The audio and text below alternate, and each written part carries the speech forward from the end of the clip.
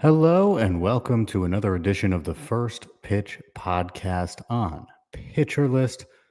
My name is Trevor Hooth. Always happy to have you here with me, and happy MLB Draft Day to those who celebrate. I know I am. Love the draft. Obviously, I'm a prospect guy. I will be paying attention very closely and certainly can't wait to talk about what happens because it is an unpredictable event. That's going to be going on later today, but let's talk about some Major League Baseball, starting with the news. The Royals are reportedly receiving interest in some of their catching prospects. They have a good trio of them. And I only mention this because if for whatever reason the Royals do move one of their catching prospects and it happens to be Carter Jensen, pay attention. If he goes to a situation where he could debut this year or play a big role, invest. I mean, Jensen was hitting 292 in Double-A with 6 home runs before being promoted to Triple-A. He's played 13 games in Triple-A, has 6 home runs already, and is hitting 255. Dude's good, lefty with power. One of my favorite catching prospects. So, again, if he gets moved and he gets in a good situation, Carter Jensen, name to remember. Christian Javier has begun his rehab assignment for the Astros. He threw 35 pitches on the complex. Javier underwent Tommy John surgery in June of 2024. The Astros could certainly use his help in their rotation right now, but he's still a long way off. Even with no speed bumps, he may not be back till mid-August at the earliest, but he is starting his rehab assignment, so that is good news. Rafael Devers dealing with a disc injury in his lower back, and per reports, this has been a problem for him through his entire Giants tenure thus far. So, underwhelming performance. Maybe that's why, at least a contributing factor. They are not going to put him on the IL. That's not the plan right now. They're going to let him rest over the All-Star break. So it's something to monitor. He's not heading to the IL, but he is dealing, once again, Rafael Devers, with a lower disc, a disc injury in his lower back. Daniel Nunez to undergo Tommy John surgery. He was recently placed on the IL with an elbow sprain. This will be his second Tommy John surgery. He'll be out well into next season, if not a good portion, the entirety at this point. He's going to miss quite a bit of time. Jake Fraley was activated by the Reds. He got a pinch hit at bat. Did not get a hit in it, but he did return to that lineup. Christian Encarnacion Strand has been optioned to Triple-A. For the Red Sox, Hunter Dobbins' season ends as he's placed on the 15-day IL with an ACL tear. This could mean that the Red Sox go out and look for pitching at the deadline. They do have a few internal options. Tanner Houck is in AAA with his rehab assignment, so he's not too far off. And, of course, speaking of Rafael Devers, in that trade, the Red Sox got Kyle Harrison, who they may also opt to have join their rotation. But Hunter Dobbins' season is over once again with a torn ACL.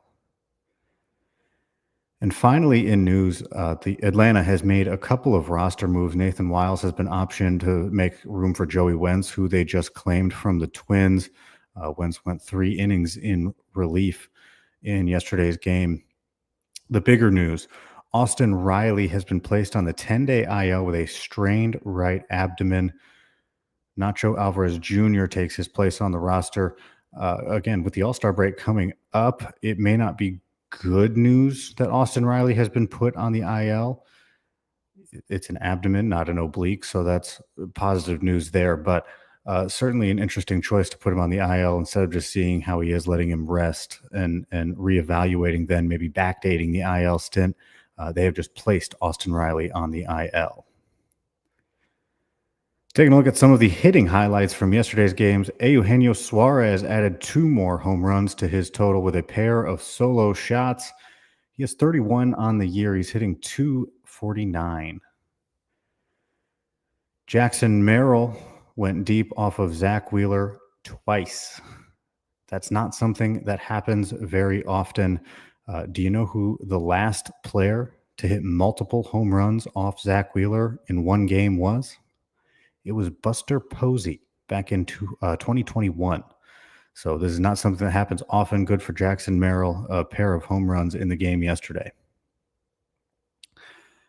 Bryce Matthews, talked a lot about him over the last couple podcasts. He made his MLB debut.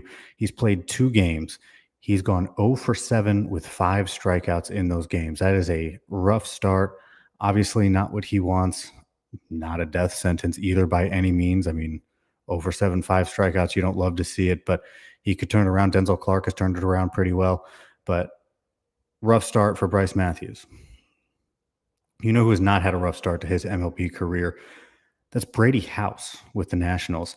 He hit his first career home run, and he liked it so much he decided to do it again. That's 2 home runs for Brady House in the game yesterday on 3 hits. He's had 89 at bats at the big league level, and he's hitting a solid 270 with these being his first 2 home runs. Andrew Vaughn picked up 2 more hits in the game yesterday. Both of them were doubles, and he collected 4 RBIs. I'd mentioned his hot start through 10 at bats. Well, now he's hitting 429 with a pair of home runs and a pair of doubles in a Brewers uniform. So this change of scenery in the exceedingly small sample size certainly working for him. Moving on to the Guardians game. Do you know how Jose Ramirez is insanely good at baseball? After hitting a home run and stealing a base yesterday, he picked up a hit, walked twice. A couple days ago. Yesterday, he picked up a hit and walked twice against the White Sox, and then proceeded to steal 3 bases because why not? That trio of steals gives him 29 on the year. I won't dive back into how good Juan Soto's been lately, but he hit another home run. That's homers in back-to-back games. He's got 23 on the year now. For the Rockies, Yanquiel Fernandez picked up 3 hits, including a double. This was his second extra base hit in 24 major league at-bats. The other one was also a double, but he's been hitting really well. 333 since his call-up. Once again, that's through 24 at-bats, and he's known more for his power than anything, so interesting to see how that develops, see if he can start getting these balls over the fence. Noelvi Marte makes it back-to-back games with a home run after hitting one yesterday. He's got 6 of them on the season. He's now hitting 293 through 92 at-bats. Xavier Edwards for the Marlins muscled up for his first home run of the year. He added a double for good measure. This is just the second home run that Edwards has in 658 career at-bats. Not a power guy. We knew he's not a power guy. Hat tip to Just Baseball here. They pointed out that he was the last qualified hitter without a home run. So now every qualified hitter has a home run thanks to this bomb from Xavier Edwards. Speaking of bombs, Sean Murphy went deep again. That's 3 home runs over his last 2 games. He's got 6 RBIs in that span. Ronald Acuna Jr. went deep, his 12th, and Marcell Ozuna hit his 13th as well. So a trio of home runs for Atlanta, but nothing compared to what the Twins did. It was a home run party for the Twins offense. Cody Clemens hit his 12th home run. Matt Wallner hit his 10th. Willie Castro hit his 9th. But absolutely the highlight of the game, the big story, Byron Buxton hit his 21st home run, which was just part of the 5 hits he had. Byron Buxton hit for the cycle. And he had an extra single for good measure because why not? So double, triple, home run, couple of singles. Pretty good day at the office. He's hitting 286 on the year. Mariners offense put up 15 runs against the Tigers. Surprisingly, Cal Raleigh did not hit a home run. It's an odd thing to say. It feels wrong coming off the tongue. Luke Raley did hit a home run, his 4th. Julio Rodriguez hit his 13th home run, added a double and his 16th steal, and Randy Arozarena hit his 16th home run and stole his 16th base as well. Carson Kelly's continuing to have a really good season for the Cubs. Picked up 2 more hits, including his 12th home run. He's hitting 272 on the year. Aaron Judge had 3 hits for the Yankees, a home run and a pair of doubles. He's got 35 home runs, and the chase for 400 is over, but he is still having a good year, hitting 358 with, of course, as I just mentioned, 35 home runs. Taking a look at some of the starting pitching, a pillar of consistency is where we'll start. Yusei Kikuchi surrendered 3 runs with 5 strikeouts over 5 2/3 innings. He's got a 3.11 ERA on the year. Zach Wheeler, as I mentioned, gave up a pair of home runs to Jackson Merrill. He totaled 4 runs given up and struck out 6 over 6 innings. Jacob deGrom back at it, doing Jacob deGrom type things this year. 8 strikeouts over 6 innings, gave up a pair of runs, and he was outdueled. I mean, he had a good day. He was outdueled.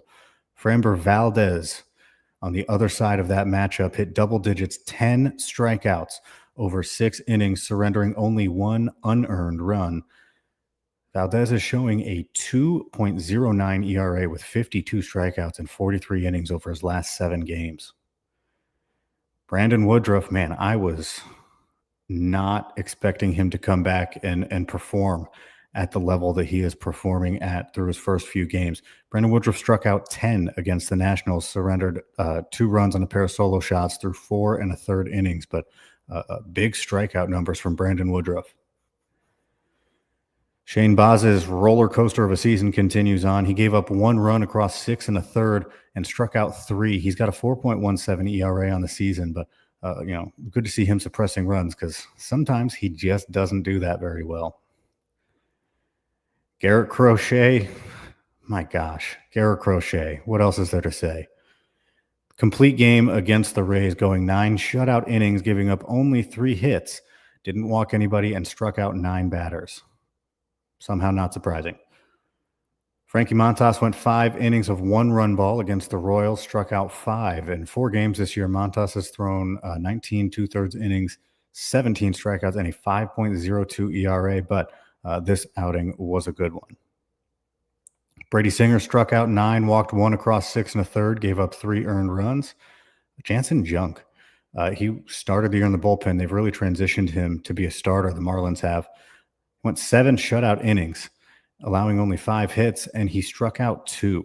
This means that Jansen Junk against Baltimore and Cincinnati in his last 2 starts has not allowed a run. He's gone 13 innings in that span, but he only has 5 strikeouts in that time. Trevor Rogers turned in another good start against the team that drafted him, the Marlins. He struck out 8, surrendered 1 earned run over 6 2/3 innings. He's got a 1.53 ERA with 32 strikeouts in 35 1/3 across 6 starts this year since coming off the IL. Shohei Ohtani continuing to build up those innings. He threw 3 of them this time around. Gave up a hit, walked 1 with 4 strikeouts, did not give up a run. Landon Roop, man, he has been great this year. Roop went against the Dodgers and held his own 6 innings, gave up 2 runs, 1 of them earned, and he struck out 8. If you listened to yesterday's podcast, you heard me say that I can't quit Mike Burrows. I should. He lasted only an inning and a third against the Twins, gave up 6 earned runs, and only struck out 1. He'd been pretty good lately. This one, definitely a clunker. And wrapping up our pitching highlights from yesterday's games, Matthew Boyd. Where are the Boyd boys at? Boyd went 8 shutout innings against the Yankees, allowing only 4 hits and striking out 6. So an excellent day for Matthew Boyd. We're going to take a quick timeout right now. When we come back, going to take a peek at some of the pitching matchups coming up later today. Do appreciate you joining me. This has been another edition of the First Pitch Podcast on Pitcher List. We will be right back. And welcome back to the First Pitch Podcast on Pitcher List. We've talked hitting, pitching, news, all that fun stuff. Let's take another look at some of the pitching. Got a few names that I want to drop here in terms of games we got coming up later today. First of them being Yuri Perez. He's tall. One thing about him, he's definitely tall. He draws the Orioles. It's a good matchup for him, and he is coming off of allowing 1 earned run over his last 11 innings with 15 strikeouts. Seems like he's returning to form, which is fantastic. I mean, I know it's kind of a slow walk back at the big league level, but over his last couple, he's definitely looked like the Yuri Perez we all know, love, and hope for. Nathan Eovaldi has had 3 starts since coming back from his injury. He'll be taking on Hunter Brown and the Astros in the game today. In July, he's had 2 of those 3 starts since coming back from injury. He's thrown 11 innings, allowing only one unearned run and striking out 11. So he's been on a roll lately. His first came back from injury, gave up 3 earned runs. But beyond that, he's been pitching very well this year and very well lately. So should be a pretty good game that he's got coming up against the Astros. I love the idea of Joey Cantillo taking on the White Sox.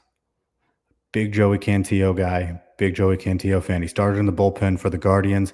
They sent him down to AAA to stretch him out as a starter. He has done that, and he is back in the Guardians rotation thanks to some injuries and a suspension or pending review. We're not going to talk about it. Anyway, Cantillo has thrown 7 1/3 innings as a starter in 2 starts with 12 strikeouts. He's allowed 3 earned runs to the Astros his last time out, but I believe that he will be able to rack up strikeouts against the White Sox offense. And if he can keep the walks down, he walked 3 in both of his starts, but if he can keep the walks down, he should be able to get some length out of it too. And this is shaping up, in my mind, to be a very good outing that Joey Cantillo is about to have. And finally, the matchup of the day, Ryan Pepio versus Brian Bello, the Rays versus the Red Sox. Boston got to Pepio in the 2 games that he's pitched against him this year. 9 earned runs allowed over 11 2/3 innings, but Pepio's been better since those starts, and he struck out 17 rather in those 2 starts against Boston. So I think he'll be able to get some strikeouts. I think he's going to perform a little bit better. He gave up 6 earned runs in one outing and 3 earned runs in the other. And Bello's coming off a complete game against the Rockies where he struck out 10. So he's on a roll. Pepio's been looking pretty good lately from what I've seen, and he's been known to strike out some Red Sox. I think that's going to be a recipe for a solid game. I would love to say I'm going to watch it, but the MLB draft will be on, and that is what I will be watching.